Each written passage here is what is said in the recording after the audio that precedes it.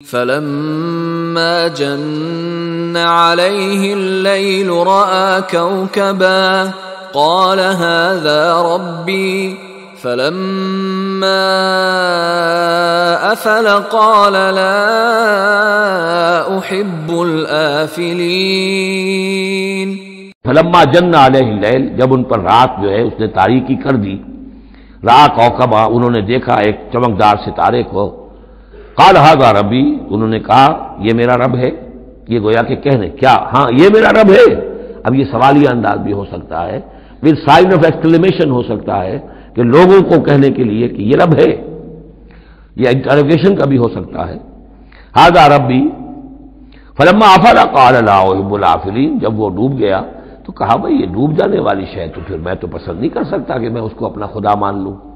یہ قوم جو تھی ستارہ پرست بھی تھی، بت پرست بھی تھی، ستارہ پرست بھی تھی، اور نمبر 3 شاہ پرست بھی تھی۔ تینوں قسم کے شرک اس قوم میں موجود تھے کہ جس میں حضرت ابراہیم بھیجے گئے۔ یہ بیبیلونیا یا عراق، آج کا عراق، سابق بیبیلونیا، اس کا ایک شہر اس شہر کے بھی اب کھنڈرات نکل آئے ہیں، کھدائیاں ہو چکی ہیں۔ شہر میں پیدا ہوئے ہیں، پھر وہاں سے ہجرت کر کے فلسطین گئے ہیں، اور پھر حضرت اسماعیل کو آباد کیا ہے حجاز میں، اور اپنے بیٹے حضرت اسحاق کو آباد کیا ہے فلسطین میں۔ تو یہ ان کے ذہن میں رکھیے۔ اور اس وقت عراق میں یہ شرک جو ہے گھٹا ٹوپ اندھیرے تھے کہ ان کے ہاں بت پرستی بھی تھی، ستارہ پرستی بھی تھی، اور تیسرے یہ کہ بادشاہ بھی نمرود جو تھا وہ یہ کہتا تھا کہ میں خدا ہوں۔ اس کا مکالمہ جو ہے جو اس نے کیا تھا محاجہ حضرت ابراہیم سے، وہ سورہ بقرہ میں ہم پڑھ چکے ہیں۔